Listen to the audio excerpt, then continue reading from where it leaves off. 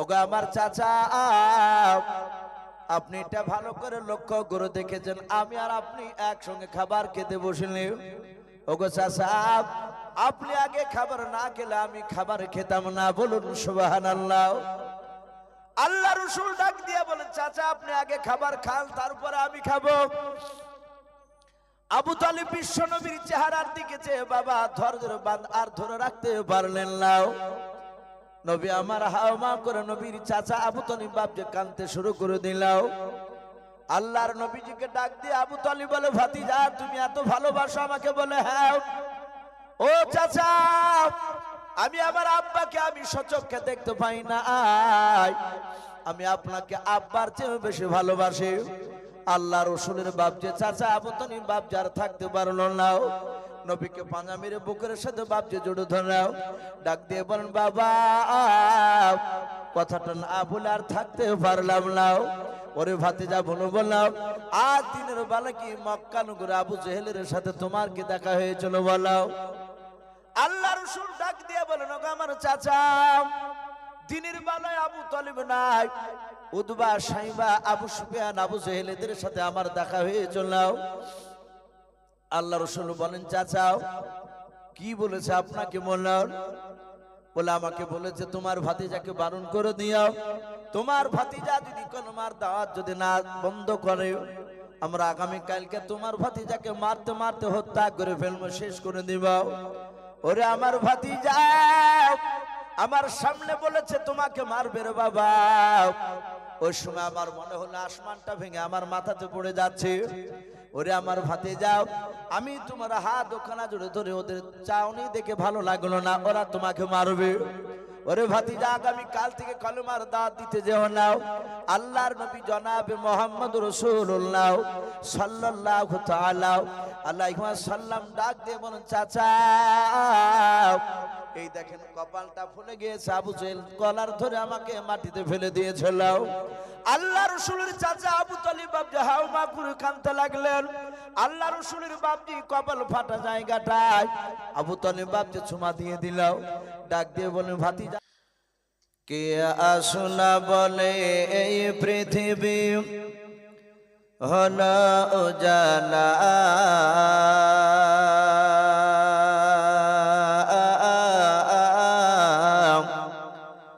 কে গাইল এসে সামের গান শূন্য কাফেলা,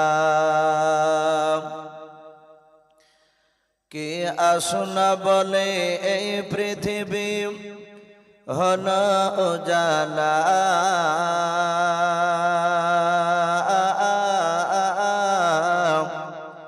কে গাইল এসে সামের গান শূন্য কাফেলা।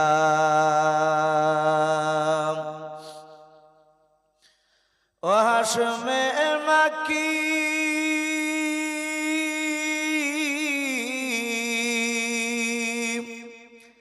ও হাশমে মাকি মাদানি শাহে মদিনা, ও নূর নবী নূর নবী নূর মদিনা, ও নূর নবী নূর নবী নূর মদিনা, কে আসনা বলে এই পৃথিবী হলো উজালা,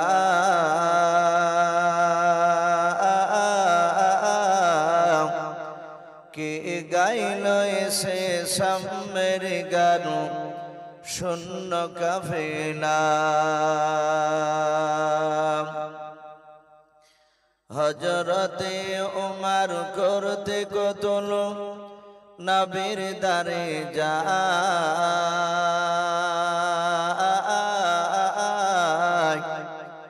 আর নূরানী তার চেহারা দেখে ওমর ফেদা হয়ে যায়। একবার মহব্বত বলুন সুবহানাল্লাহ। হযরতে ওমর করতে কতল নবীর দারে যায়,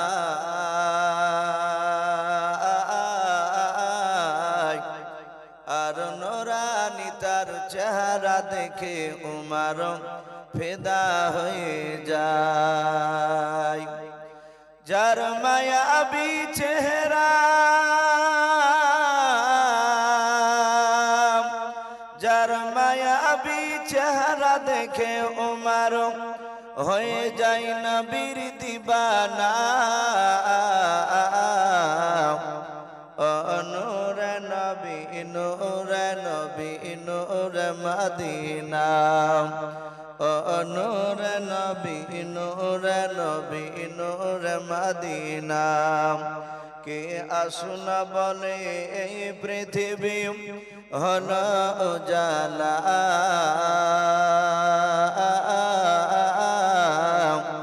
কে গাইল এসে সামের গান শূন্য কাফেলা। ভাই সবাই আমরা আরেকবার প্রাণ ভরে মহব্বতে উচ্চ আওয়াজে দুরূদ ইব্রাহিমটা বাপজি পড়িনি। বিশ্বনবী বলে কিয়ামতের ময়দানে একটা দল আমার খুব কাছাকাছি থাকবে। বিশ্বনবীর সাহাবারা বলেন ইয়া রাসূলুল্লাহ হাবিব আল্লাহ, তারা কারা? নবীজি বললেন যারা আমার ওপর বেশি বেশি করে দুরূদ পড়বে। তো ভাই আমরা সকলেই মহব্বতে আর একবার দুরূদ ইব্রাহিমকে পড়িনি। আল্লাহুম্মা সাল্লি আলা মুহাম্মাদিন ওয়া আলা আলি মুহাম্মাদ কামা সাল্লাইতা আলা ইব্রাহিম ওয়া আলা আলি ইব্রাহিম ইন্নাকা হামিদুম মাজিদ। আল্লাহুম্মা বারিক আলা মুহাম্মাদিন ওয়া আলা আলি মুহাম্মাদ কামা বারাকতা আলা ইব্রাহিম ওয়া আলা আলি ইব্রাহিম ইন্নাকা হামিদুম মাজিদ।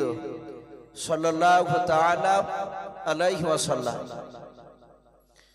শ্রদ্ধেয় জনাব, আজকের জালসা নির্বাচিত যোগ্যতম সভাপতি মহাশয় ও সম্মানিত আমন্ত্রিত উলামে কেরাম ও আমার সম্মুখের শ্রদ্ধেয় বা জ্যেষ্ঠ বাবা জীবনেরা, আমার সমবয়স্ক সমজস্ব যুবক ভাইয়েরা, পর্দার আড়ালের মা বোনেরা, সকলকে জানাই আমার বুক ভরা ভালোবাসা সালাম। আসসালামু আলাইকুম ওয়া রাহমাতুল্লাহি ওয়া বারাকাতুহু। আলহামদুলিল্লাহ, সমস্ত প্রশংসা হামদ ও নাত সাধনা ভোজনা সে মহান রব্বুল আলামিনের জন্য, যে মহান রব্বুল আলামিন আমাদেরকে বড় ভালোবেসে রহম করে কাউকে মাগরিব থেকে নিয়ে কাউকে এশার পর মহান রব্বুল আলামিন গভীর রাত্রি পর্যন্ত যে এখনো বসে রেখেছেন আমাদেরকে, আমরা যে বসে থাকতে পেরেছি তাই মহান রব্বুল আলামিনের দরবারে শুকরিয়া স্বরূপ আদায় করে বলুন আলহামদুলিল্লাহ। ভাই একটু ঠোঁট নড়ে আওয়াজ দিয়ে বলুন আলহামদুলিল্লাহ।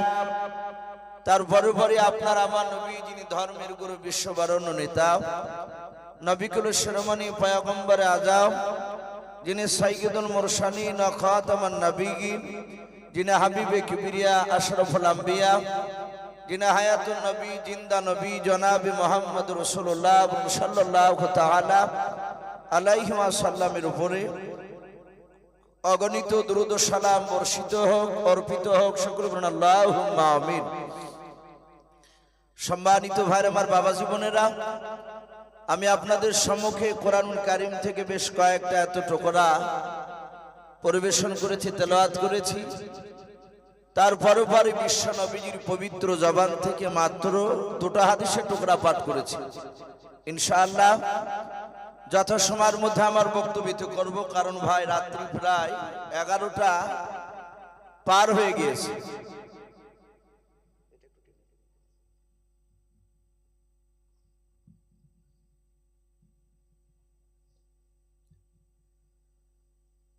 ভাই আমার পরেও এই জালসার যিনি প্রধান বক্তা উনি চলে এসেছে। উনি বলছেন নিশো ভাই আমি লোক পাবো তো, আসছিলাম ওই কথা বলছি। ভাই ইনশাআল্লাহ পাবে। আমিও আশা করি যোগ্যতম মুফতি সাহেব আজকে জালসার সভাপতি হিসাবে আছে, হয়তো টাইমে বাপজি ওনাকে নিয়ে আসবে। আমি বলবো প্রতিটা বাপজি ভাইদেরকে যারা এতক্ষণ পর্যন্ত বসে আছে, আমরা জানি যত গভীর রাত্রি হয় পৃথিবীর বাবজি কোর্ট কাছারি রাত্রিবেলায় খোলা থাকে না, দিনের বেলায় খোলা থাকে, বিকালে বন্ধ হয়ে যায়। বিশ্বনবী বলেন যত গভীর রাত্রি হবে তত আল্লাহর সব রহমতের দরজাগুলো খুলে যায়। বলুন সুবহানাল্লাহ। রাত্রি তাহাজ্জুদের বাবজি টাইম শুরু হয়ে গেছে, নামাজের টাইম, যে তাহাজ্জুদে যে নামাজ ওয়াক্ত শুরু হয়। কেউ যদি বাবজি মাগরিবের পরে নামাজ পড়ে যদি তাহাজ্জুদ পড়তে লাগে, হবে? কথা বলে। ওই টাইমে তো ওয়াক্ত আসে না তাহাজ্জুদে।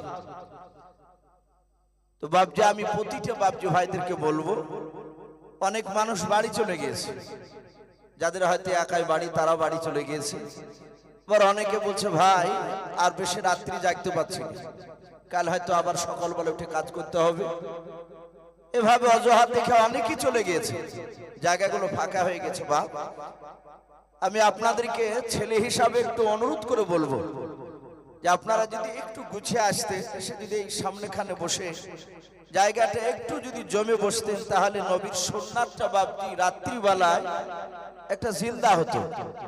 আসে ভাই, জায়গা যেহেতু হয়তো ভরপুর ছিল, মানুষ উঠে গিয়েছে, সেই হিসাবে জায়গাগুলো ফাঁকা হয়ে আছে। ভাই লজ্জা করবো না, আসি। আর ওই যুবক ভাই, তোমরা পিচের উপরে পেছাব করার মতো না বসে থেকে যদি একটু দয়া করে আসতে নিচে, তাহলে একটু ভালো হতো।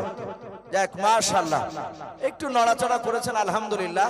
একটু আসে, এক আধ হাত করে যদি এগিয়ে আসে, তাহলে বাবজি কমসে কম একটু জায়গাটা একটু ভরপুর হবে। আমরা একটা কমসে কম সুন্নাত জিন্দা করি।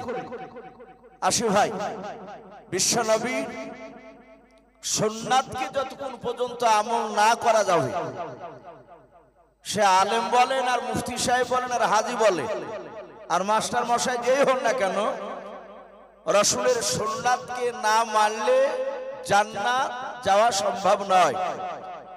রাসূলের সুন্নাত না মেনে জান্নাত পাওয়া যাবে? বাপ একটু কথা বলো। রাসূলের সুন্নাত না মেনে বাপজি কেউ জান্নাত যেতে পারবে না। আমরা জানি বাপজি এখানে অনেক রকমের মানুষ আছে, যেহেতু কারো বিরুদ্ধে কথা না বলাই বর্তমান দরকার। প্রতিটা মুসলমানদের বাপজি দেওয়ালে আমাদের পিঠ থেকে গিয়েছে, আর এই যে পরিস্থিতি আমাদের তো ভালো না, সকলেই বাপজি আমরা জানতে পারছি। পৃথিবীতে মুসলিমদের উপরে বাপজি অনেক মানুষের রাগ আছে যে এরা যেন দুনিয়াতে না থাকে, এটা চায় এক শ্রেণীর মানুষেরা। এই জন্য বাপজি কারো নাম করে না বলাটাই ভালো। আমি বলছিলাম বিশ্ব নবীর কথা অনেকই বাপজি আমরা বলি যে নবীর জন্য জীবন দিতে রাজি আছে, নবীকে বড্ড ভালোবাসে, অথচ তার চেহারাতে বাপজি তাকিয়ে দেখা যায় তার পা থেকে মাথা পর্যন্ত একটা জায়গা তো নবীর সুন্নাত দেখতে পাওয়া যায় না। এরকম আছে কি নাই? কথা বলে। নামাজও পড়ে না। সুন্নাত বিশ্ব নবী বলেছেন মান আহাব্বা সুন্নাতি ফাকাদ আহাব্বানি, যারা আমার সুন্নাতকে ভালোবাসলো তারা আমাকে ভালোবাসলো। ওয়ামান আহাব্বানি কানা মাই ফিল জান্নাহ, আর যারা আমার সুন্নাতকে ভালোবাসলো তারা আমার সঙ্গে জান্নাতে থাকবে। জোরে বলুন সুবহানাল্লাহ। এটা নবীর সুন্নাতের কথা বলা হয়েছে। নবীর সুন্নাতকে মানব না, মৌখিক নবীকে ভালোবাসে। বাবজি এই রকম দাবি করা মানুষ কিয়ামতের ময়দানে নবী বলে সে জান্নাতে যেতে পারবে না। আমরা সকলেই জানি রাসূলের সবচেয়ে বাবজি কাছের চাচা ছিল। নবীজির টোটাল আব্বারা কটা ভাই ছিল বাবজি? আপনাদের কারো মনে আছে? একটু জোরে বলুন। রাসূলের আপন চাচা নবীর আব্বারা টোটাল ভাই ছিল বাবজি 10টা। তার মধ্যে থেকে বাবজি রাসূলের কয়েকটা চাচা নবীর উপর ঈমান এনেছিল, নবীকে মহব্বত করত। যেমন ঈমান আনা চাচাদের মধ্যে থেকে হযরতে আব্বাস রাদিয়াল্লাহু তাআলা আনহু, নবীজির আপন চাচা। রসুলের বাপজি বয়সে অনেক বড় আব্বাস রাদিয়াল্লাহু তাআলা আনহু নবী চাচা, নবীকে দেখলে নামাজের কায়দায় রসুলের কাছে বসে পড়তেন। বলুন সুবহানাল্লাহ। এত বাপজি রসুলকে সম্মান দিতে। উনি জানতেন আমার ভাতিজা হলেও সারা পৃথিবীর শ্রেষ্ঠ মহামানব, শ্রেষ্ঠ রসুল। রসুলের আর একটা চাচা, তার নাম আমির হামজা রাদিয়াল্লাহু তাআলা আনহু। উনি রসুলকে বাপজি বড্ড ভালোবেসেছিলেন। প্রথমে নবীকে মানতেন না, পরেই মানে নিয়েছিলেন। এইভাবে কয়েকটা নবীজির বাপজি চাচা ইমানদার, নবীর সুন্নাত অনুযায়ী তারা চলেছিল। হাদিসে পাওয়া যায় কয়েকটা রসুলের চাচা নবীর পাকা দুশমন ছিল, নবীর উপর ইমান আনে নাই। ইমান তো আনেনি, আবার রসুলের বিরোধিতা করে গিয়েছে। আপনারা অনেকে বাপজি সূরা মুখস্থ না থাকলেও সূরাটা ইমাম সাহেব পড়লে অনেকের মুখস্থ হয়ে যায়। গোটা না বলতে পারলো ও বলে যে হ্যাঁ এই সূরাটা ইমাম সাহেব পড়ে। সূরা লাহাব, তাব্বাত ইয়াদা আবি লাহাবি ওয়া তাব, পড়ে না? মা আগনা আনহু মালুহু ওয়া মা কাসাব, সায়াসলা নারান যাত লাহাবি ওয়া ইমরাতুহু হাম্মালাতাল হাতাব, ফি জিদিহা হাবলুম মিন মাসাদ। এই সূরাটাকে বাপজি সূরা লাহাব বলা হয়। এই যে লাহাব, আবু লাহাব বলে বাপজি একটা রাসূলুল্লাহর আপন চাচা ছিল। এই আবু লাহাব লোকটাও নবীর উপর ঈমান তো আনেনি, কিন্তু রাসূলুল্লাহর বাপজি প্রকাশ্য বিরোধিতা করে গিয়েছে, দুশমনি করেছে। হাদিসে পাওয়া যায় আল্লাহ রাসূল সাল্লাল্লাহু তাআলা আলাইহি ওয়াসাল্লাম মক্কার অলিগলিতে বাপজি কলমার দাওয়াত দিছিলেন। রাসূল অনেক মার খেয়েছে, দাওয়াত দিয়ে বাপজি সবাই রাসূলের উপর ঈমান আনেনি। নবীজি মনে মনে চিন্তা করলেন, আমি দেখেছি ছোট থেকে মক্কার মানুষেরা কোনো বিপদে পড়লে তারা ওই মক্কাতে একটা পাহাড় রয়েছে, কেউ বলেছেন বাপজি সফা পাহাড়, আবার কেউ কেউ বলেছেন যে পাহাড়টার নাম কুবা। মানুষ বিপদে পড়লে ওই পাহাড়ের চূড়ায় উঠে বাপজি চিৎকার করে ডাক দিতে। আমাদের দেখেন মসজিদে 5 ওয়াক্ত আজান হয়, নামাজের জন্য ডাকা হয়, ফজর, জোহর, আসর, মাগরিব, এশা। এই 5 ওয়াক্ত আজানের পরে আরো অন্য সময়, সব সময় না, এক এক সময় মাইকে আওয়াজ হয় আসসালামু আলাইকুম, একটি বিশেষ ঘোষণা। এই বিশেষ ঘোষণা যখন বলে তখন মানুষ অনেকে দেখেন কাজ করলে কেউ মোবাইল বাজালে বলে এই একটু বন্ধ কর তো, দেখি মাইকে কি যেন ঘোষণা করছে। এই বিশেষ ঘোষণা বললি আমরা ভেবে নিই যে কোন মানুষ মারা গিয়েছে। কথা ঠিক না বেঠিক বলো? ওই ঘোষণা, মুরগি হারিয়ে গেছে ঘোষণা তো কম হয়, মানুষ মারা গেছে ঘোষণা আমরা কান্দি। রসুলের জামানায় মাইক ছিল না, বা তারা তাদের গলার ভোল্টেজ আওয়াজ ছিল বেশি। তো পাহাড়ের চূড়ায় উঠে মানুষেরা ডাকতো, কার মক্কার ছোট বড় সবাই, লোকটা বিপদে পড়েছে, চল আমাদের যাওয়া লাগবে, তার উপকার করতে হবে, ছুটে যেত। রাসূলুল্লাহ এটা দেখেছিলেন। নবী বলে বলে চিন্তা করলেন মক্কার লোকেরা আমার দিনকে মানে না, একজন মানে তো আর 20 জন বাধা দেয়। তো চিন্তা করলো যে আমি ওই পাহাড়ের চূড়ায় গিয়ে আমি ডাক দেব, দেখি এরা হয়তো আমার কথা শুনে তোরা একত্রিত হলে আমি তাদেরকে ইমানের দাওয়াত দেব, কলেমার দাওয়াত। আল্লাহর নবী জনাবে মুহাম্মদ রাসূলুল্লাহ সাল্লাল্লাহু তাআলা আলাইহি ওয়াসাল্লাম দরুদ নবী আমার ওই পাহাড়ের চূড়ায় উঠে ডাক দিতে লাগলেন, গো মক্কার বাপজি ভাইরা, মা বোনেরা, তোমরা যেখানে থাকো না কেন তোমরা দৌড়ে এসো, পাহাড়ের সামনে এসে বসে যাও। আল্লাহর নবীর গলার আওয়াজ খানা বাপজি মক্কার ছোট বড় মানুষেরাও সবাই শুনতে পেয়ে গেল। তারা আলোচনা শুরু করে দিল, ভাই চল চল আমাদের দেশের মক্কা নগরের আব্দুল্লাহর ছেলে ওই আল আমিন বলে নাও। ও বাপজি ভাইরাও, মক্কার ছোট বড় মানুষেরা আল্লাহর নবীজিকে বাপজি নাম ধরে বেশি ডাকতো না। সবাই তারা নবীজিকে আল আমিন বলে বাপজি ডাকতো। আল আমিন মানে বাপজি সত্যবাদী, আল্লাহর নবী মিথ্যা কথা বলতেন না। এটা আল্লাহর নবীজি কলেমার দাওয়াত দেওয়ার আগে মানুষের বাপজি মাথাতে ছিল। তারা নবীজির একটা লোক বাপজি দুশমন ছিল না। আল্লাহর নবীজির আওয়াজ শুনে তারা মনে মনে চিন্তা করল, ওই আব্দুল্লাহর ছেলে আল আমিন যে ব্যক্তি নবুয়তের দাবি করে নিয়েছে, ওই ব্যক্তি মনে হয় কোন বিপদে পড়েছে, চল আমরা দৌড়ে চলে যাই।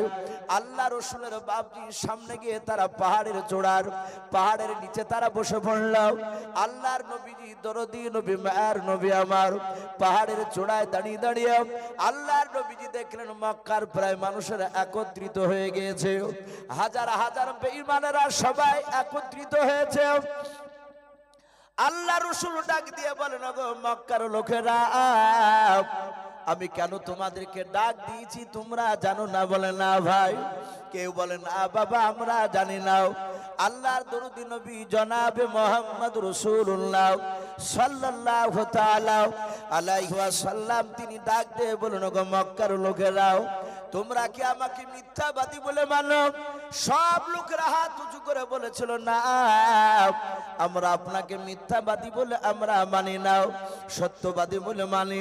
আল্লাহর নবী বলেন, ওগো মক্কার বাপজি ভাইরা মা বনে নাও, আমি পাহাড়ের চূড়ায় আছি, আমি ডান দিকে বাম দিকে সামনে পেছন দিকে চারিদিকে দেখতে পাই। বলে হ্যাঁ।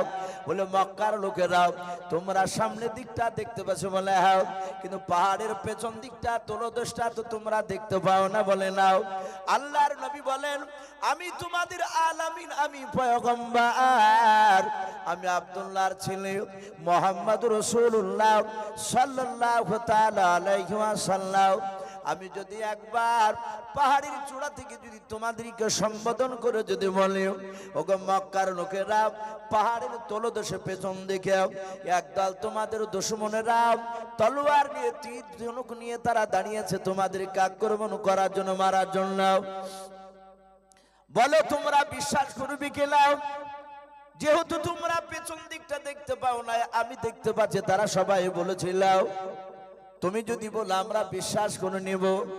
আল্লাহর নবীজি মনে মনে চিন্তা করলেন, এরা সবাই আমাকে তারা সত্য বলে মেনে নিয়েছে। আল্লাহর নবী বলেন, ওগো মক্কার লোকেরা, মৃত্যুর পর কবর কঠিন ভয়ঙ্কর জায়গা হবে, জাহান্নামের আগুন সহ্য করতে পারবে না।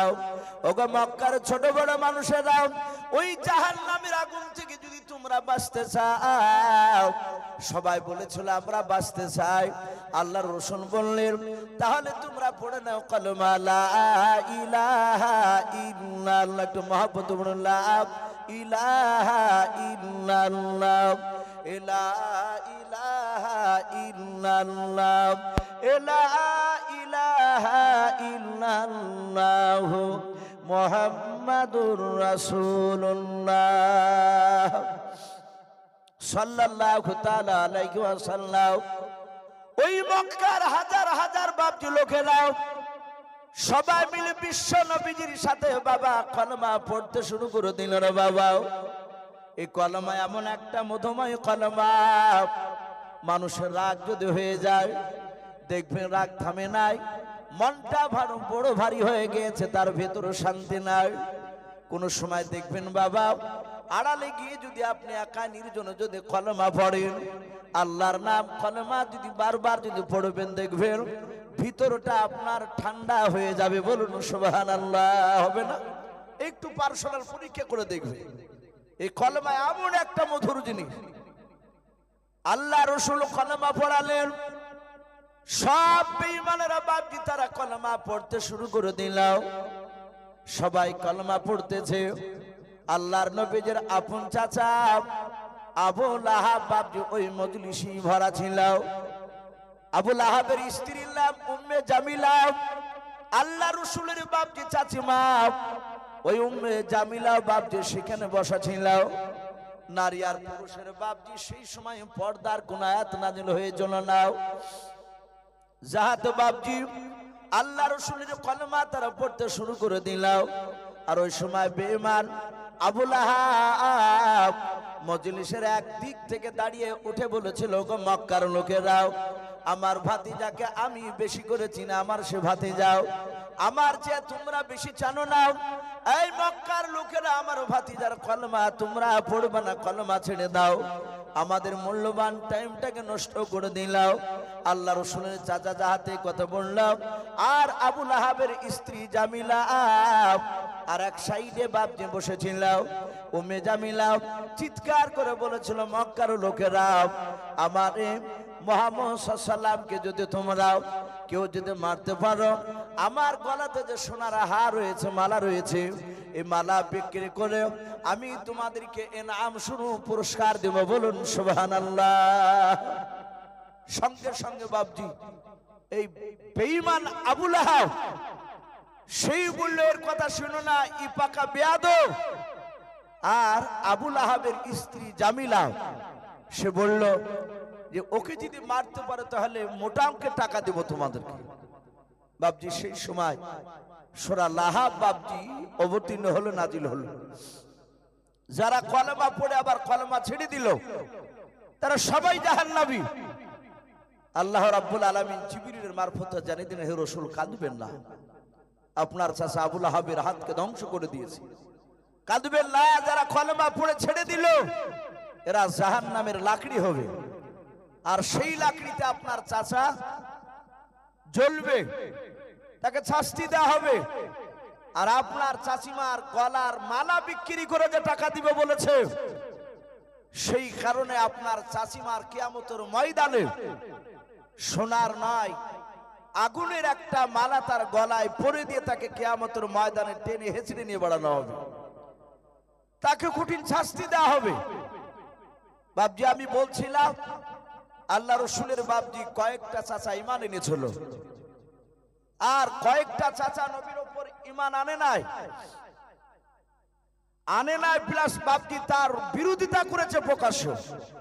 এই আবু লাহাব নবীর আপনার একটা চাচা আবু তালিব, রসুলের দাদার নাম ছিল আব্দুল মুত্তালিব, আর রসুলের আপন চাচার নাম ছিল আবু তালিব।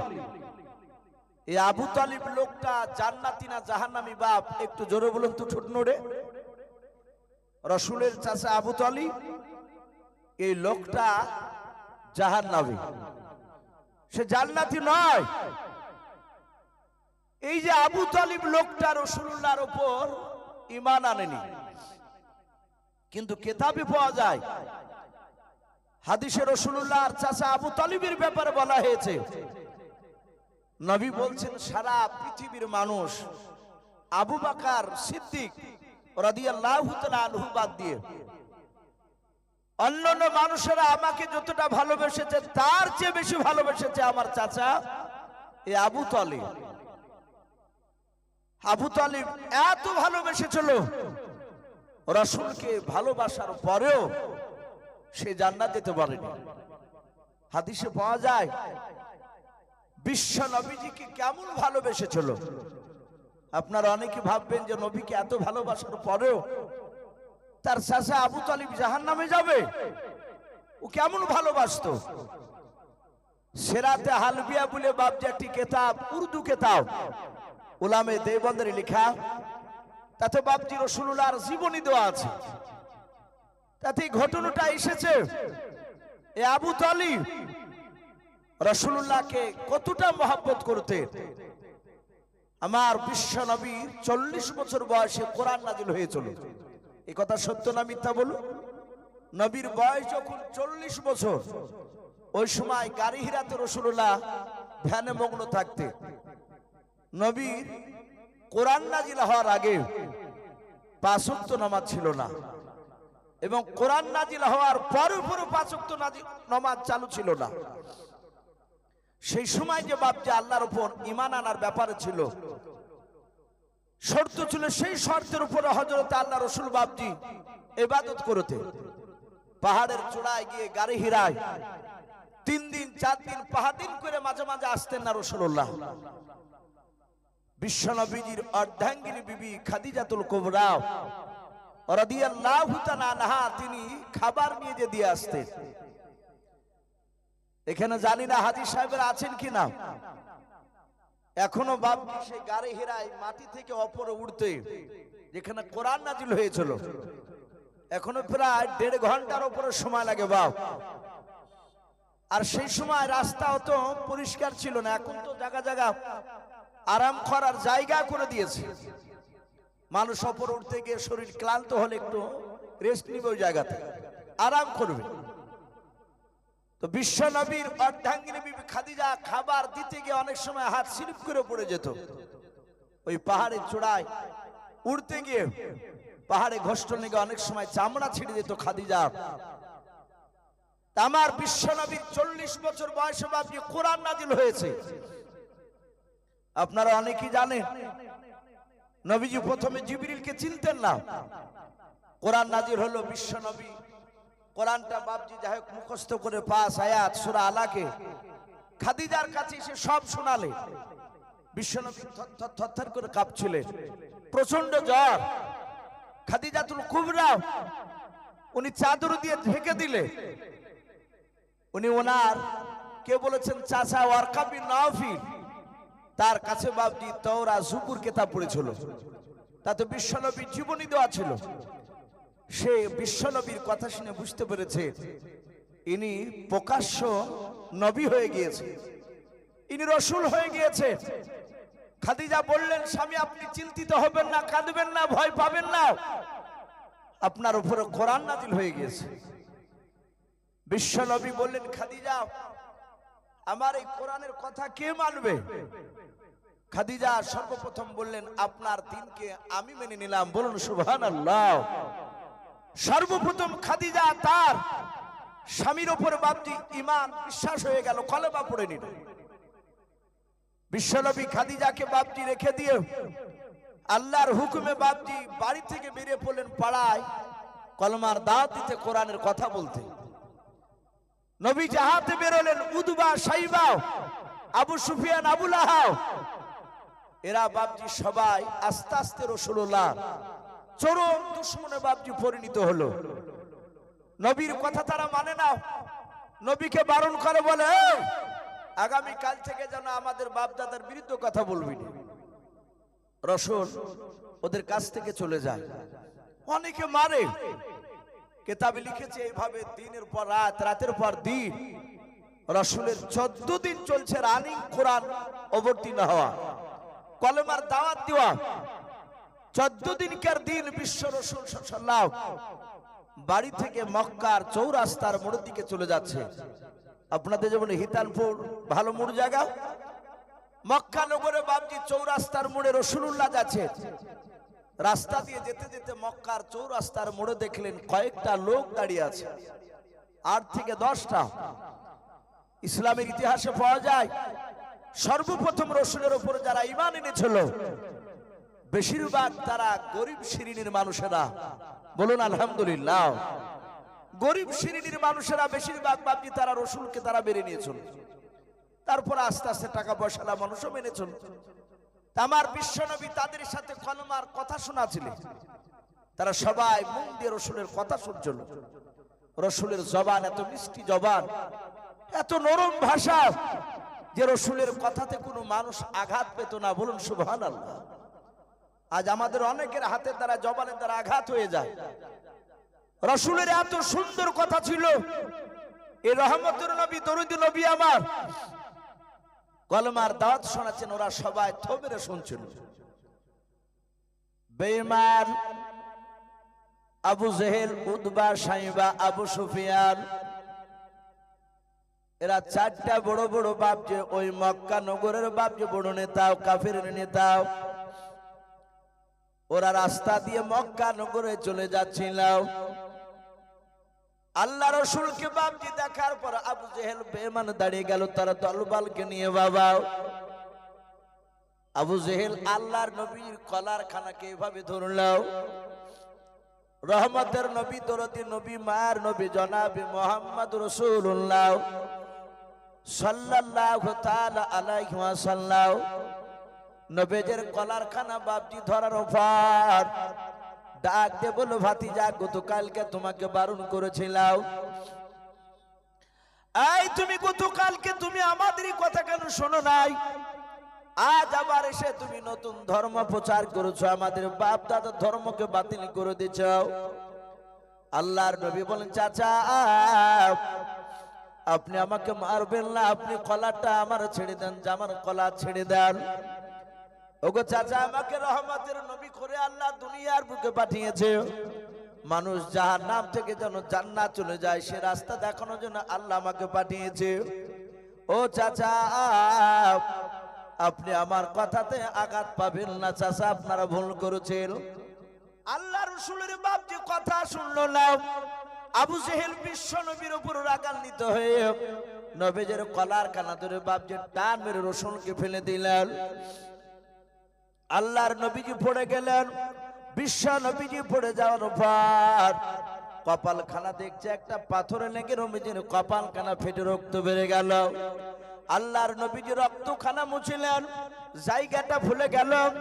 আল্লাহ রাসূল বলেন, চাচা আমি তো কোনো অন্যায় কথা বলি নাই।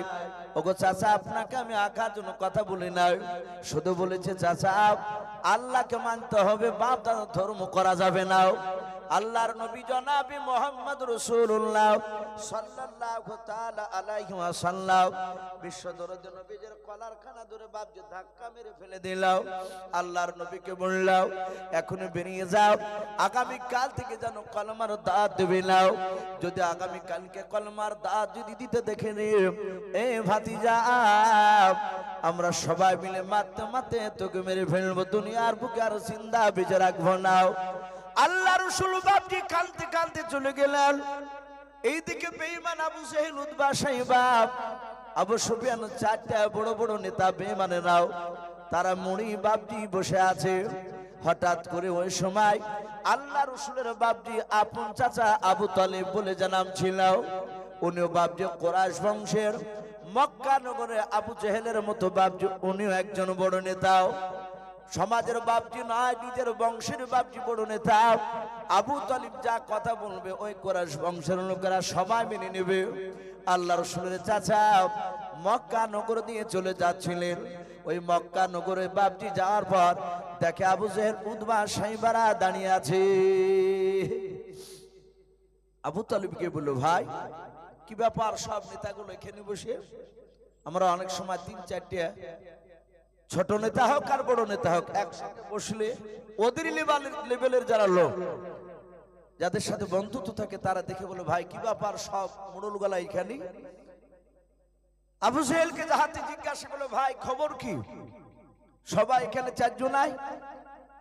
আবু জেহেল কিচ্ছু বললো না, একদম মনক্ষুণ্ণ অবস্থায় বসে, মনটা ভারী। উতবা, সাইবা বলল, আমরা এদিক দিয়ে যাচ্ছিলাম, তোমার ভাতিজা কে দেখে আমরা এখানে দাঁড়িয়ে গেলাম। আবু তালিব, তোমার ভাতিজা দিনের দাওয়াত দিছিল, কলমার দাওয়াত।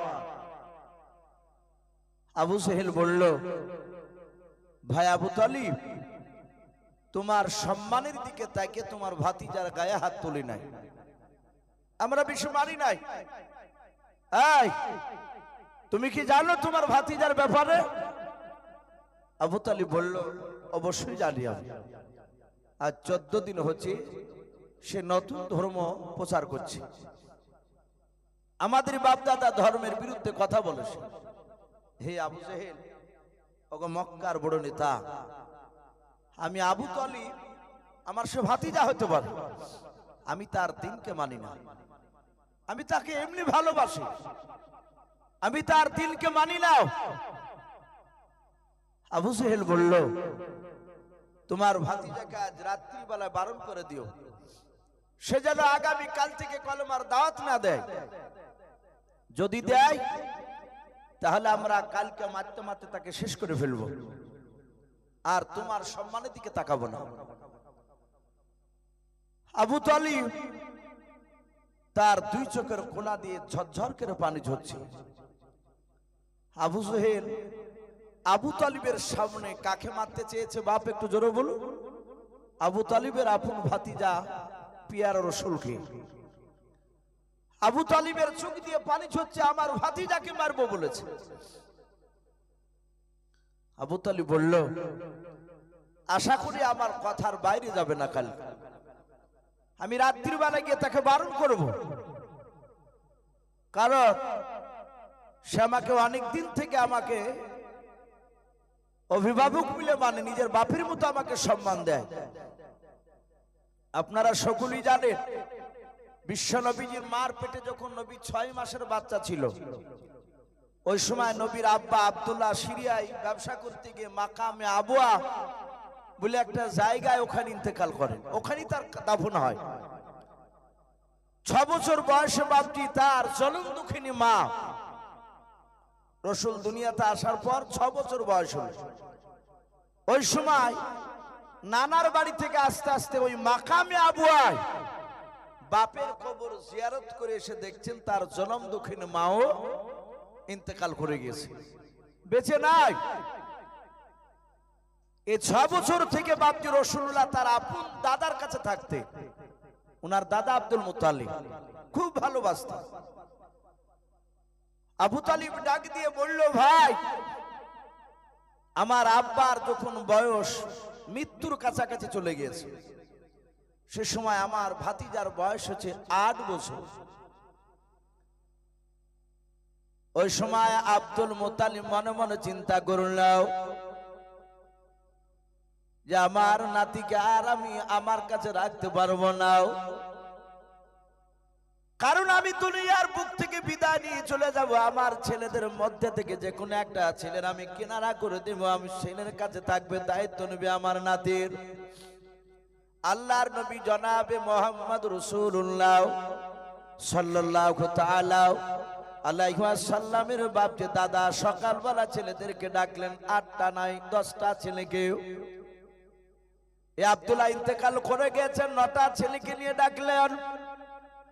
আমার নবী যে আব্দুল মুত্তালিবের দাদুর কোলে বাপজি বসে আছেন, ছেলেদেরকে ডেকে নিয়ে তার দাদা যে কোনো একটা ছেলের বাপ যে কিনারায় লেগে দেবেন, সেই ব্যক্তি দেখাশোনা করবে আমি ইন্তেকাল করলে। আল্লাহর নবীজির বাপজি চাচারা সবাই মিলে চারিদিকে গোল করে ঘেরা করে নিয়ে বসে গিয়েছে। আব্দুল মুত্তালিব বলেন, বাবা আমি বেশি দিন বাঁচবো না, আমার নাতিকে আমি তোমাদের মধ্যে যে কোনো একটা আমার ছেলের কাছে আমি রাখতে চাই। আব্দুল মুত্তালিব মনে মনে চিন্তা করেছেন, আমার আব্বাস বেটার কাছে আমি আমার নাতি মোহাম্মদকে দিয়ে দিব, কারণ ওই সময় বাপজি কেতাবে পাওয়া যায় রাসূলের সব চাচার মধ্যে থেকে বাপজি আব্বাসের টাকা পয়সা বেশি ছিল। আল্লাহ রাসূলের বাপজি দাদা জবানি বীর করার আগে হযরত বিশ্ব নবীজি 6 বছর নয় 8 বছরের বাপজি ছিলেন। নবী আমার দাদুর কোল থেকে দৌড়ে উঠে গিয়ে বাপজি নিজের চাচা আবু তালিবের কোলে বসে পড়লেন। আবু তালিবের গলাখানা ধরে বসে গিয়েছে। আবু তালিব ডাক দিয়ে বলে, ভাতিজা আমার অর্থ বেশি নাই, আমার কাছে থাকলে ভালো খেতে পাবা না, ভালো জামা তুমি পরতে পাবা না। ওরে বাবা, ওই দেখো তোমার আব্বাস চাচা বসে আছে, তার কাছে যাও, তার বাড়িতে গেলে দামি দামি খাবার খেতে পাবা, দামি দামি পোশাক পাবা, তার টাকার অভাব নাই। আল্লাহ রাসূল বাপজি ছোট্ট থেকে তিনি কাঁদতেন, আসমানের দিকে তাকাতেন, নবী চিন্তা করতেন। আল্লাহ রাসূল গলাখানা ধরে কেঁদে কেঁদে বলেন, চাচা আমি আপনার কাছে বিলাসিতা চাই না, সারাদিন যদি আপনি খাবার খেতে না দিতে পারেন, এক ঢোক পানি দিতে পারলে কোনো অসুবিধা নাই। ও বাপজি ভাইয়েরাও, আল্লাহর নবী যে বাপজি 3টা সব সময় দোয়া করতেন। 1 নম্বর দোয়া করতেন, নবী আমার জিন্দা অবস্থায় দুনিয়াতে বাবা, ওগো আল্লাহ যেই দিন তুমি আমাকে নাই, যতদিন তুমি আমাকে বেঁচে রাখবা দুনিয়ার বুকে মহলাও, ততদিন তুমি আমাকে গরিবে হালাতে বেঁচে রাখবা। ওগো রব্বুল আলামিন যেদিন তুমি আমার ইন্তেকাল করবা, সেই দিনকে তুমি আমাকে গরিবে হালাতে ইন্তেকাল করাবা। যেদিন তুমি কবর থেকে উত্থাপিত করবা, কবর থেকে তুমি উঠাবা, ওগো আল্লাহ সেই দিন তুমি আমাকে গরিবের কাতারে তুমি দাঁড় করাবা। উঠে বলুন সুবহানাল্লাহ। আল্লাহ রাসূল বলেন, চাচা চিন্তা করবেন না, আমি আপনার কাছে থাকবো। সেই আবু তালিব ডাক দিয়ে বলেন, গো ভাই আবু জেহেল শুনে নাও, ওই 8 বছর থেকে নিয়েও আমার আব্বা আব্দুল মুত্তালিব ইন্তেকাল করার পর সেই দিন থেকে আমার ভাতিজা আমার কাছে থাকে। ওগো আমার শুনে নাও ভাই, আমার ভাতিজা আমি একসঙ্গে নিয়ে খাবার খাই। আমি রাত্রিবেলা আমার ভাতিজাকে বারণ করলে আমার মনে হয় ভাতিজা আমার বাইরে যাবে না, কথা বলা বন্ধ করে দিবে, দিনের দাওয়াত আর দিতে যাবে না। আল্লাহ রসুল বাপজি কলমার দাওয়াত দিতে দিতে রাত্রিবেলা বাড়ি গিয়েছেন। এইদিকে বাপজি আবু তালিব আবু জেহেলের সঙ্গে কথা বলার পর আবু জেহেল ডাক দিয়ে বললাম, ওগো আবু তালিব ভাই শুনে নাও, যদি তোমার কথা যদি শুনে নাও, ওই তোমার ছেলে ভাতিজা মুহাম্মদ সাল্লাল্লাহু আগামীকাল থেকে যদি কলমার দাওয়াত দিতে না যায়, আমাদের বাপ দাদা ধর্মের বিরুদ্ধে যদি কথা না বলে, তাহলে তোমার ভাতিজাকে আমরা 3টা পুরস্কার দেব মক্কা নগরের তরফ থেকে। আবু তালিব ডাক দিয়ে বলেছিল, গো ভাই তুমি কি পুরস্কার দিবা বলো? ডাক দিয়ে বলল, প্রথম নাম্বার পুরস্কার 1 নাম্বার গোটা আরবের মধ্যে তোমার ভাতিজাকে উচ্চ সম্মানের অধিকারী করা হবে। 2 নাম্বার শুনুন আবু তালিব ভাই, তোমার ভাতিজাকে 1 নাই 2 নাই 200টা হিষ্টফিষ্ট উডান করা হবে। 3 নাম্বার গোটা মক্কা নগরে শুনে নাও, যে বড় বাগানটা খাজুরের বাগান সেটা চাইলে সেটা ফ্রিতে দেওয়া হবে। এই 3টা জিনিস পেয়ে গেলে তোমার ভাতিজাকে মৃত্যু পর্যন্ত কিছু করা লাগবে না। বলে তাই তো ভালো খবর, আল্লাহ রসুলকে বাপজি আপনারা ডাকবেন। আবু তালিব বাড়ি চলে যাওয়ার পর রাত্রিবেলা তার অর্ধাঙ্গিনী বিবি আপনার আবু তালিবের স্ত্রীকে ডাক দিয়ে বলেন, ওগো আমার বিবি শুনে নাও, একটা বাসনে তুমি একটা মানুষের মতো খাবার খুলবা নাও। ডাক দিয়ে বলেছিল, প্রাণের স্বামী কজনার খাবার খুলবো বললাম? ডাক দিয়ে বলে, বিবি রে, একটা বাসনে 2টো মানুষের খাবার তুমি খুলবাও। ডাক দিয়ে বলে, স্বামী আপনি একটা বাসনে 2টা মানুষের খাবার খুলে কি করবেন? আপনি 2টো মানুষের কি খাবার খেতে পারবেন? বলে, ওরে আমার বিবি শুনে নাও, আমি একাই খাবো না, আমার ভাতিজাকে নিয়ে আমি 1 বাসনে খাবার খেতে যাই। ওরে আমার বিবি শুনে নাও, অনেক দিন ধরে আমার ভাতিজাকে খাবার খেতে একসঙ্গে নিয়ে নাও। আল্লাহ রসুল বাপজি আপনার চাচা আবু তালিব বিশ্ব নবীর সাথে খাদিজার সাথে বিয়ে হওয়ার আগ পর্যন্ত রে বাবা, নবীর যেদিন থেকে 8 বছর থেকে নবীজের চাচা আবু তালিবের কাছে ছিল, আল্লাহর নবীজের খাদিজার সাথে যখন নবীর বয়স হয় 25 বছর, ওই খাদিজার সাথে বিয়ে করার আগা মুহূর্ত পর্যন্ত রে বাবা আল্লাহ রসুলকে আবু তালিব 1 বাসন ছাড়া খাবার খেতেন না। বলুন সুবহানাল্লাহ। খাদিজার সাথে বিয়ে দেওয়ার পর আর আবু তালিব বাপজি একসঙ্গে নবীজিকে ডেকে খাবার খেতেন না, যে আমার ভাতিজা আর খাদিজা ওরা স্বামী স্ত্রী দুজনায় একসঙ্গে তারা খাবার খাবে। আল্লাহর নবী জনাবে মুহাম্মদ রাসূলুল্লাহ সাল্লাল্লাহু তাআলা আলাইহি ওয়াসাল্লাম নবীজি পাশের ঘরে আছে। আবু তালিবের বাপজি বাসনে 2টো মানুষের খাবার খোলা হয়েছে। আল্লাহ রাসূল ডাক দিয়ে নয় বাপজি, আবু তালিব ডাক দিয়েছিল, ভাতিজা ও ভাতিজা তুমি এসো। আল্লাহর নবী জনাবে মুহাম্মদ রাসূলুল্লাহ সাল্লাল্লাহু তাআলা আলাইহি ওয়াসাল্লাম তিনি চলে গেলেন। আবু তালিব বাবা খাবারের কাছে বসতে বলে নবীজি বসে পড়লেন। আবু তালিব বলে, ভাতিজা তুমি খাবার খেতে শুরু করে দাও। ভাইরা আমার, বাবা জীবনে নাও। আবু তালিব প্রথমে মনে মনে চিন্তা করলো, আমার ভাতিজাকে আবু জেহেল মারবো বলেছে, আমি যদি খাবার খাওয়ার আগে যদি কথাটা যদি বলে দিই, আমার ভাতিজা আঘাত পেয়ে যাবে, আর আমার ভাতিজা যদি আঘাত পেয়ে যায় খাবার আর খাবে না। আমার ভাতিজা যদি খাবার না খায় সারা রাত আমি আবু তালিব বিছানায় ঘুমাতে পারবো না। আবু তালিব চিন্তা করছে, খাবার আগে কথাটা না বলাই ভালো, খাবার খাইয়ে নে তারপরে বলবো। বাপজি এখান থেকে আমাদের একটা শিক্ষা নেওয়া দরকার। আমরা এখানে অনেক বাপজি বিবাহিত মানুষ আছে, জায়গা কারো 2টো ছেলে, কারো 1টা ছেলে, কারো ছেলে হয়তো হয়নি, এরকম আছে। দেখা যায় বাপজি আমরা অনেক সময় বাপরা সন্তানের কিছু কাজে আমরা রেগে যাই, আর সন্তানরা বাপজি ভুল করে, কারণ বাচ্চা ছেলে তাদের তো সেই বুদ্ধি বাপজি ভারী বুদ্ধি হয়নি। আপনার যে বুদ্ধি হবে সন্তানের সেই বুদ্ধি সমান হবে না। সন্তানদেরকে ভালো কথা বলতে গেলে অনেক সময় খারাপ ধরে নেয়, খারাপ লাগে। আর খারাপ কাজগুলো তাদেরকে বাপজি ভালো লাগে করতে। তো বাচ্চা ছেলে বাপজি অনেক সময় ছেলেতে রাগ করে, আমরা কি করি, কোনো দুষ করে ফেলে ছেলেকে মারিয়ে বাড়ি থেকে বের করে দিই। বাপে বের করে দেয়, তার স্ত্রীকে বলে যে আমার সন্তানকে আর খাবার খেতে দেবা না। ও কোথায় খাবে তা জানি না, সন্তানকে বের করে দেয়। সন্তান চলে যায় বাড়ির বাইরে দাঁড়িয়ে থাকে। মা কিন্তু বাপজি ঘুমাতে পারে না, দেখে যে ওর স্বামী তো নাই, পাশ থেকে লুক করে ছেলেকে ডেকে নিয়ে আসে, রান্নাঘরে নিয়ে গিয়ে খাবার খেতে দিয়েছে। এই কাজ আর করবি না, তোর আব্বা দেখতে পারে না, ওই কাজ কেন করিস? খাবার বাপজি দুবার তিনবার যাহাতে মুখে দেয়, আর অমনি বাপ ঢুকে গিয়েছে, দেখছে তো ছেলেকে খাবার খেতে দিয়েছে। অনেক সন্তানের বাপ রাগ সামলাতে না পেরে সন্তানের সামনে থেকে খাবারের বাসন কেড়ে নেয়। যে ছেলে বাপজি খাবার খেতে বসেছে, তার হয়তো দেখা গেল তার বিবিকে ধরে মারে, আয় খেতে দিলি কেন? সন্তান রাগ করে থাকতে না পেরে হয় গলায় দড়ি দেয়, না হলে বিষ খেয়ে মারা যায়। এরকম হয় নাকি হয় না বলেন? অনেক সময় হয়। এই জন্য বাপজি সন্তান ভুল করলে খাবার খেতে বসে বাপজি খেতে খেতে কথাটা বলবেন না, খাবার খাওয়ার পরে বলবে, তাকে ঠান্ডা ভাবে কথা বুঝে বলবে। আমার বিশ্ব নবী জনাবে মুহাম্মদ রাসূলুল্লাহ সাল্লাল্লাহু তাআলা আলাইহি ওয়াসাল্লাম, রাসূল বাপজি বসে আছেন খাবারের কাছে। আবু তালিব চিন্তা করলে কে খাবারের আগে কথা বলা হবে না, খাবার খাওয়ার পর বলবো। ডাক দিয়ে বলল, বাবা, ওগো ভাতিজাও, ও মুহাম্মদ সাল্লাল্লাহু আলাইহি ওয়াসাল্লাম, বাবা তুমি খাবার খেতে শুরু করো।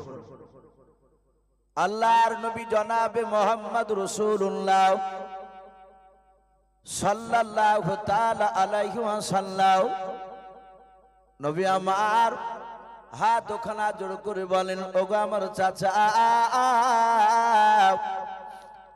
আপনি ভালো জানেন আমার দাদা আব্দুল মুত্তালিব ইন্তেকাল করার পর থেকে নিয়েও, ওগো আমার চাচা, আপনি আমাকে একসঙ্গে খাবার বাসনে খাবার খেতে নিতেন, আলাদা করে খাবার খেতে দিতেন না। ওগো আমার চাচা,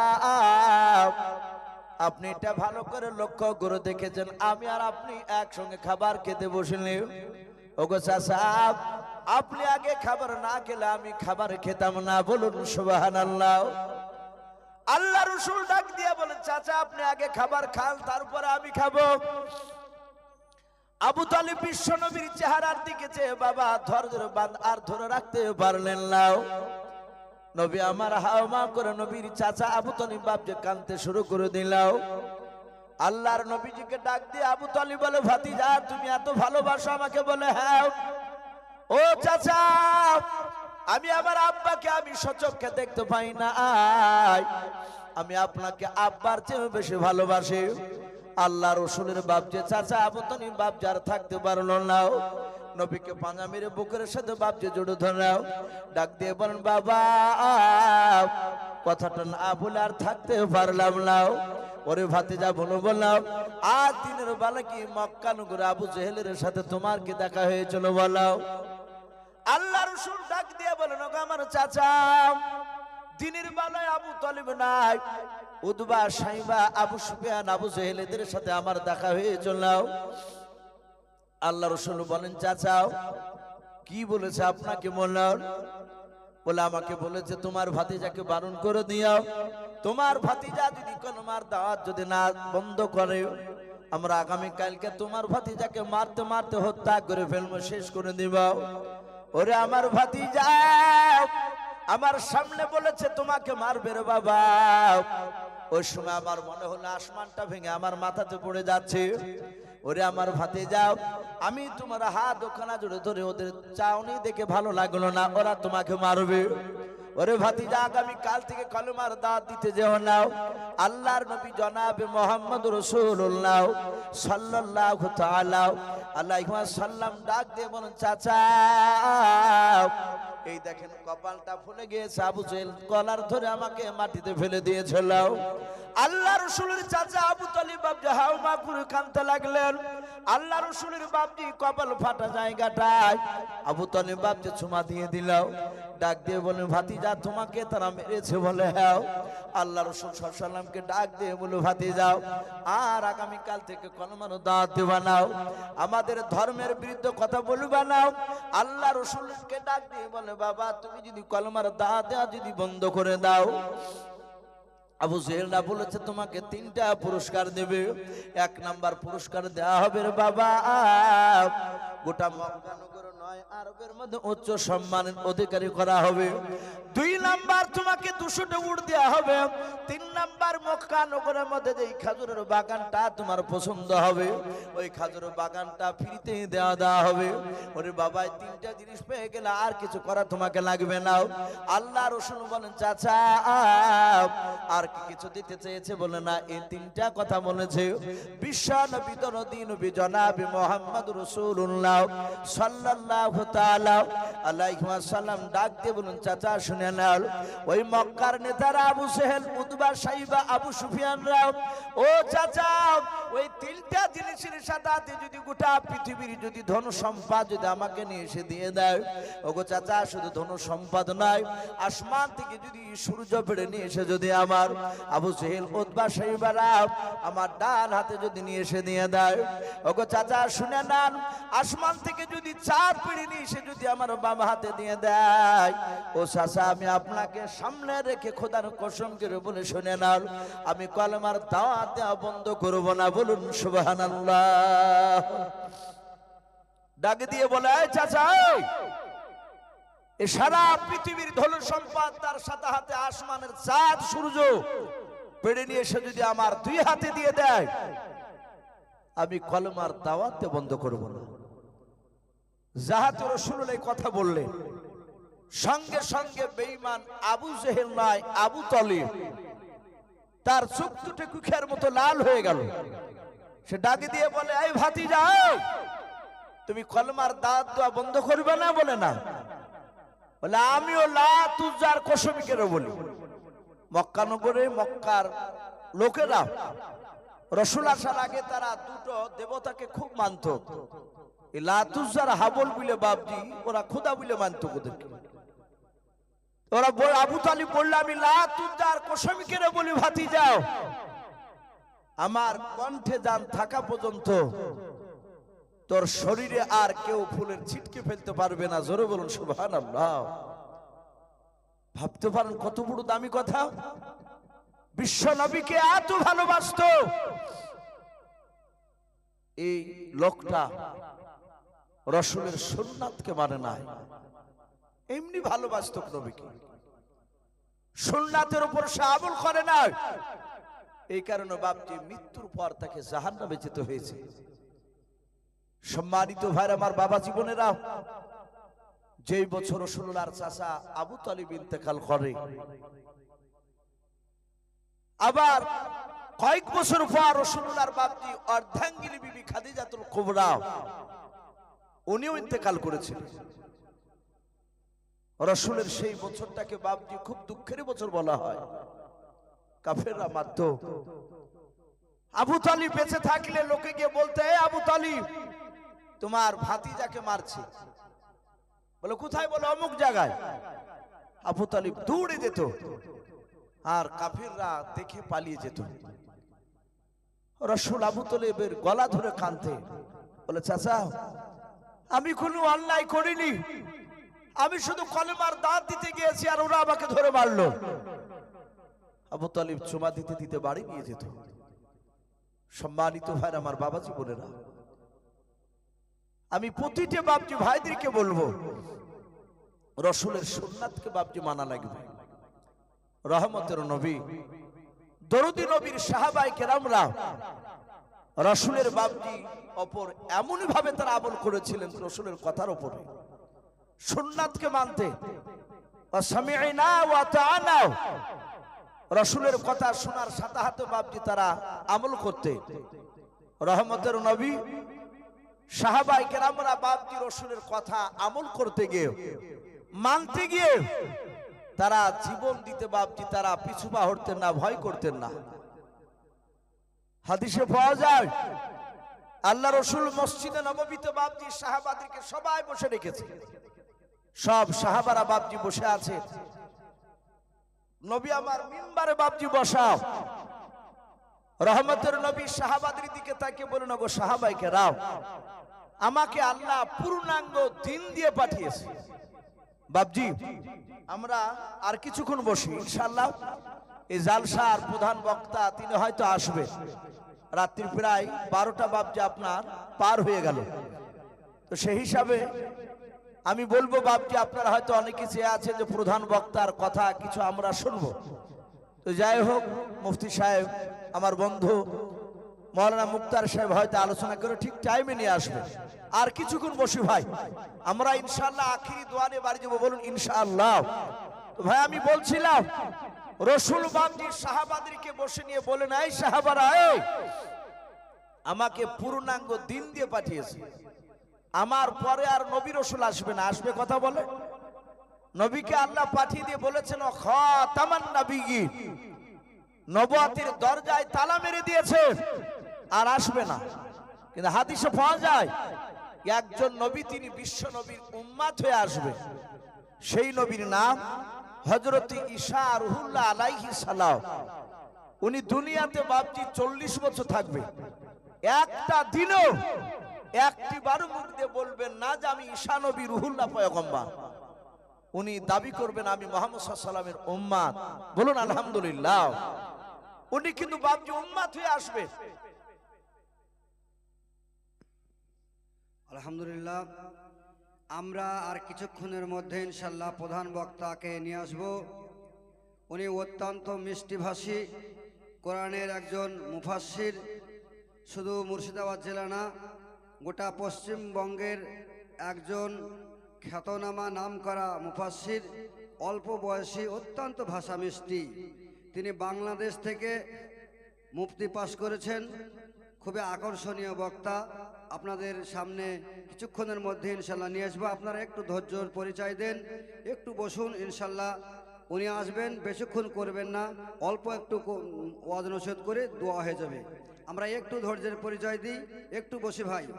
এই হয়ে গেছে, একটু বসি। হ্যাঁ ভাই আমি বলছিলাম ভাই, যেহেতু ঘোষণা শুনলেন ভাই, সে মাগরিব হয়েছে, সে 5টার কয়েক মিনিটে আজান হয়, তাহলে রাত্রি 12টা মানে বিরাট রাত্রি। তো যাই হোক ভাই, একটু ধৈর্য ধরে বসি। প্রধান বক্তার আর সামনে কিছু মানুষ না থাকলে বেচারা হয়তো কষ্ট পাবে, বলবে যে মুর্শিদাবাদে গেলাম আর লোক নেই। আলহামদুলিল্লাহ যথেষ্ট মানুষ আছে। কারো যদি ইস্তেঞ্জার প্রয়োজন হয় উঠে গিয়ে হয়তো আবার সেটা আবার এসে বসে যাবে। ওনারও কিছুক্ষণ বাপজি কথা বয়ান শুনে ইনশাল্লাহ দোয়া নিয়ে ইনশাল্লাহ বাড়ি যাবে। আমি বলছিলাম আল্লাহ রাসূল সাল্লাল্লাহু তাআলা আলাইহি ওয়াসাল্লামের সাহাবারা তারা মৃত্যুকে ভয় পায়নি, নবীর কথাকে তারা মেনে নিয়েছে। আপনারা সকলেই জানেন রাসূলের বাপজি একজন সাহাবা তাহিয়াতুল কলবি রাদিয়াল্লাহু তাআলা আনহু বলে নাও। এ নবীজির বাপজি সাহাবা রাসূলের দ্বীনের দাওয়াত রোম দেশের সম্রাট হেরাক্লিয়াস বাপজি সে বাদশার কাছে গিয়েছিল দাওয়াত দিতে। একা শুধু তাহিয়াতুল কলবি, রোম দেশের সম্রাট বাদশা সে বেঈমান, তার প্রজারা বেঈমান, কিন্তু বাপজি তার অত্যন্ত বুদ্ধি ছিল। নবীজি তার বুদ্ধির প্রশংসা করেছে। তার দরবারে দিনের বেলায় 5000 বেঈমান বসে থাকতো তার সঙ্গে, তার সাথে মশওয়ারা করতো সব লোকেরা। তো সেখানে বাপজি গিয়েছে তাহিয়াতুল কলবি সাহাবা, চিঠি নিয়ে, নবীজির চিঠি নিয়ে কলমার দাওয়াত দিতে। রোম দেশের সম্রাট বিশ্ব নবীজির সাহাবা তাহিয়াতুল কলবিকে কাছে ডেকে নিল। ডাকার পর বলে, এই কোথা থেকে এসেছো, তোমার নাম কি? বলে আমার নাম তাহিয়াতুল কলবি। এসেছো কোথা থেকে? বলে মদিনা থেকে। কেন? বলে বিশ্ব নবী মুহাম্মদ সাল্লাল্লাহু আলাইহি ওয়াসাল্লাম তিনি কলমার দাওয়াত নিয়ে পাঠিয়েছে, আপনাকে চিঠি দিয়েছে, এই কলমা পড়ে নেন। কলেমা পড়লে আপনার জীবনের গুনাহ সব মাফ হয়ে যাবে। রোম দেশের সম্রাট ডাক দিয়ে বলল, এই তোদের মুহাম্মদ সাল্লাল্লাহু আলাইহি ওয়াসাল্লামের চরিত্র কেমন? বলে খুবই ভালো। বলে তার জন্মস্থান কোথায়? বলে তার জন্মস্থান হচ্ছে মক্কা নগরে। আর সে আছে কোথায় এখন, মক্কাতে না মদিনায়? চিঠি তো লিখছে মদিনাতে আছে। বলে উনি এখন মক্কাতে নেই, মদিনাতে আছে। বলে জন্ম নিয়েছে মক্কায় আর বাস করছে মদিনায়? বলে হ্যাঁ। রোম দেশের সম্রাট তার প্রজাদেরকে বললো, একে বেঁধে রাখ। দাহিয়াতুল কালবি সাহাবাকে বাপজি বেঁধে রাখলো। রোম দেশের সম্রাট এত চালাক, ডাক দিয়ে বলল, ওগো আমার প্রজারাও, যাও রোম দেশের বাজারে দেখো মক্কার কোন মানুষ এসেছে কিনা ব্যবসা করতে। যদি আসে তাকে ডেকে নিয়ে এসো, আমি তাকে জিজ্ঞাসা করবে এর নেতা মুহাম্মদ সাল্লাল্লাহু আলাইহি ওয়াসাল্লামের ব্যাপারে। আপনাদের দেশের মুফতি সাহেব, মুক্তার সাহেব, এই যে দুজন মাওলানা বসে আছে, আপনারা গ্রামের মানুষ ওনাদের চরিত্র কেমন বলতে পারবেন কি পারবেন না? কথা বলো, ভালোই বলতে পারবে। কত বড় চালাক! বলে যা যা রোম দেশে দেখ কোন মক্কার লোক ব্যবসা করতে এসেছে কিনা। দাহিয়াতুল কালবি রাদিয়াল্লাহু তাআলা আনহুকে বাপজি বেঁধে রেখেছেন। উনি মনে মনে চিন্তা করেন, আল্লাহ আমাকে মনে হয় আর জিন্দা ফিরে যেতে দেবে না, জবাই করে দেবে। আল্লাহ রাসূল সাল্লাল্লাহু তাআলা আলাইহি ওয়াসাল্লামের সাহাবা হাত পা ইঞ্জিরি দিয়ে বাপজি বেঁধে রেখেছে। রোম দেশের বাবা 10টা সৈন্য মক্কা নগরের নয়, রোম দেশের সম্রাট, রোম দেশের বাপজি বাজার পাঠিয়ে দিল। ওই সৈন্যরা চিৎকার করে বলে, কেউ কে আছো মক্কা নগর থেকে ব্যবসা করতে এসেছো এই রোম দেশে মলাও। হঠাৎ করে বাবা ওই সময় মক্কা নগর থেকে আবু সুফিয়ান গিয়েছিল রোম দেশে বাবা 10 জনকে নিয়ে ব্যবসা করতে। আবু সুফিয়ান চিৎকার করে বলল, আমাদের বাড়ি হচ্ছে মক্কা নগরে। বলে কজন আছো? বলে আমরা টোটাল 10 জন। কোন মুফাসসিরিন কেরাম লিখেছেন বাপজি 11 জন। আবু সুফিয়ান বলল, আমাদের বাড়ি আমার মক্কা নগরে, আমি একজন নেতাও। এরা যে 10 জন আছে এরা আমার কথা মোতাবেক চলে। বলে ভাই চলুন, আমাদের বাদশাহ হিরাক্লিয়াস আপনাদেরকে ডাক দিয়েছে, কি যেন বলবে জানিলাও। আবু সুফিয়ান চলে গেল, তার দল বানিয়ে বাপজি রোম দেশের সম্রাট হিরাক্লিয়াসের সামনে দাঁড়িয়ে গেল। হাজার হাজার বেঈমানেরা, 5000 বেঈমান বাপজি তারা বসে আছে। ডাক দিয়ে বলেছিল, ভাই ও বাদশাহ নামদার, কেন আপনি আমাকে ডাকলেন বলার? ডাক দিয়ে বলে, তুমি কি চিনো এই লোকটাকে? এই যে দাহিয়াতুল কালবিকে কি চিনো? বলে হ্যাঁ চিনি, এর বাড়ি ছিল মক্কা নগরে। বলে ওগো বাদশাহ নামদার, শুধু এই লোকটাকে নয়, এই লোকটার হয়ে যার, যেই লোকটার কলমার দাঁত নিয়ে এসেছে সেই লোকটাকেও আমরা ভালো জানি। হিরাক্লিয়াস বললে, এবার খেলা জমবে। বলে এর নেতা মুহাম্মদ সাল্লাল্লাহু আলাইহি ওয়াসাল্লামের চরিত্র ব্যাপার জানো? বলে হ্যাঁ জানবো না কেন, ওর বাড়ি তো আমাদের দেশে ছিল মক্কা নগরে। আবু সুফিয়ানকে দেখে নয়, আবু সুফিয়ান নবীর সাহাবাকে দেখে চিন্তা করছে, এত দূর এসেছে, দাঁড়া তোর এখানে কলমার দাম দেওয়া ছোট আছে। হিরাক্লিয়াস এই যে রোম দেশের সম্রাট, সে ডাক দিয়ে বলল, যাই এ রসুলের চরিত্র কথাটা একটু বলো তো। বাপজি আমার সোনা লালেরা, আবু সুফিয়ান পুরা মেরাজের ঘটনা শুনিয়েছিল। বলুন আলহামদুলিল্লাহ। বলে হে বাদশাহ নামদার, এটা কি বিশ্বাস করা সম্ভব? এক রাত্রিতে মসজিদে হারাম থেকে বাইতুল মুকাদ্দাস চলে গিয়েছিল। ওই রাত্রিতে আবার ফিরে আসলো, মক্কার লোকেরা কেউ জানতে পারলো না। এটা আলহামদুলিল্লাহ, আমাদের প্রধান বক্তা আন্তর্জাতিক খ্যাতিসম্পন্ন মুফাসসিরে কোরআন মুফতি মারুক বিন রুহুল আমিন সাহেব মঞ্চে উপস্থিত হয়ে গেছেন। কিছুক্ষণ পরে ইনশাল্লাহ তাকে আমরা তার বক্তব্য রাখার জন্য বলবো। তো আমার ভাই ইউসুফ আলীর বক্তব্য অত্যন্ত মিষ্টি ভাষী দিয়ে তিনি বক্তব্য দিচ্ছেন। মেয়েরা তার বক্তব্য খুব শুনে আমি তাকে আর 10-15 মিনিট সময় দেবো, দিয়ে ইনশাল্লাহ প্রধান বক্তাকে তুলব। 15 মিনিট মতন একটু আপনারা ধৈর্য ধরুন। যাক ভাই, আমি বলছিলাম এই কথাটা 2-4 মিনিটের মধ্যে শেষ করে দেবেন ইনশাল্লাহ। বক্তা চলে আসলে আর কথা বলা ঠিক নয়। আর যেহেতু রাত্রি অনেক হয়ে গেছে ভাই, আর টাইমটা হয়তো পেছনে হয়তো অনেক টাইম লস চলে গিয়েছে। তো যাই হোক, উনি চলে এসেছে, আমি আর লম্বা চড়া করবো না। আমি বলছিলাম সেই হেরাক্লিয়াস রোম দেশের সম্রাট, তাকে ডাক দিয়ে আবু সুফিয়ান বলল, এই মেরাজের ঘটনা আমরা কেউ বিশ্বাস করি না, ওদের মতো যারা পাগলা তারাই বিশ্বাস করে। হে বাদশাহ, আপনি কি বিশ্বাস করে? এক রাত্রি বেলা এতটা রাস্তা চলে গেল অতিক্রম করে, আবার চলে আসলো, কেউ জানতে পারলো না, এটা সম্ভব নয়। মক্কার প্রায় উঠে যদি চেপে যাওয়া যায় 14 দিন 14 রাত লাগবে মসজিদ হারাম থেকে বাইতুল মুকাদ্দাস যেতে, আর ওই এক রাতে চলে গেছে, এটা সম্ভব নয়। সম্রাট, রোম দেশের সম্রাট বলল, এটা পাকা মিথ্যা কথা। বলে, হে বাদশাহ, আমরা বিশ্বাস করি না, ওদের মতো পাগল তারা বিশ্বাস করেছে। আবু সুফিয়ানের যে মিরাজের ঘটনা শোনালো, ডাক দিয়ে বলল, আপনি জিজ্ঞাসা করুন, আমি মিথ্যা কথা বলিনি। সাহাবাকে জিজ্ঞাসা করলো, রোম দেশের সম্রাট, যাই আবু সুফিয়ান যে কথা বলে এটা মিথ্যা? বলে না, চুল পরিমাণ মিথ্যা বলে না, একদম সত্য বলেছে।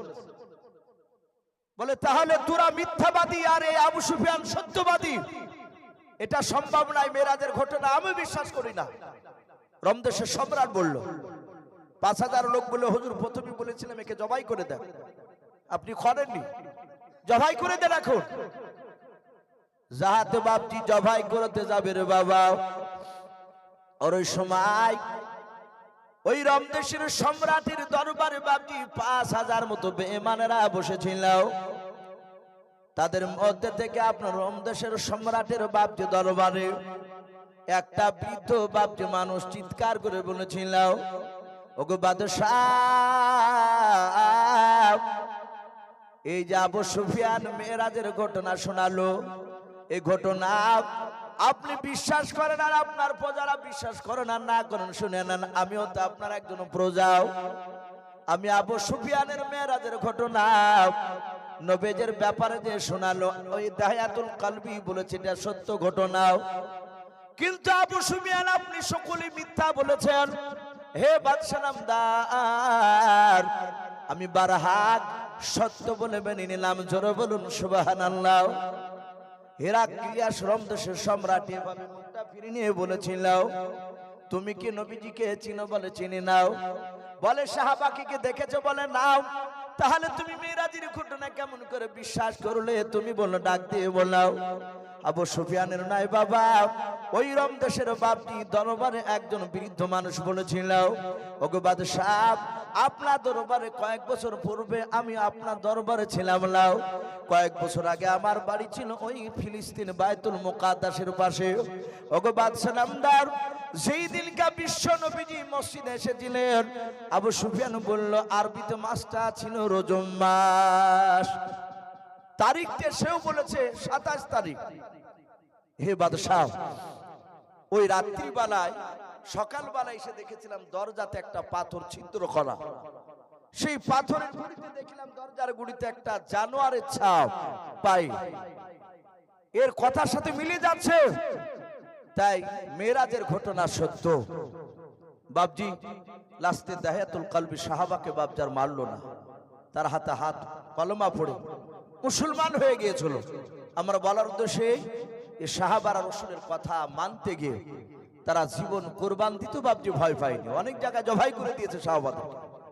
প্রতিটা বাপজি ভাইদেরকে বলবো, ভাই আমরা সকলেই নবীজি সুন্নাত অনুযায়ী চলবো, বলুন ইনশাআল্লাহ। বক্তব্য 2 ঘন্টা 1.5 ঘন্টা 1 ঘন্টা যাই বলেন না কেন, সারা রাতই ওয়াজ করেন না কেন, বক্তব্যর বাপজি সারমর্ম হচ্ছে আমরা 5 ওয়াক্ত নামাজ পড়বো, বলুন ইনশাআল্লাহ। যারা পড়ি আলহামদুলিল্লাহ ভালো, যারা পড়ি নাই তারা ইনশাআল্লাহ ওয়াদা করব আগামী ফজর থেকে নামাজ পড়বো। আর যাদের বাপ মা নাই তারা হতভাগা, যাদের বাপ মা আছে তারা ভাগ্যবান। আমরা বাপ মা বেঁচে থাকলে বাপ মার খিদমত করব, বলুন ইনশাআল্লাহ। আর বাপজি হালালটাকে বাপজি গ্রহণ করব, হারামটাকে বাপজি ছেড়ে দেবো ইনশাল্লাহ।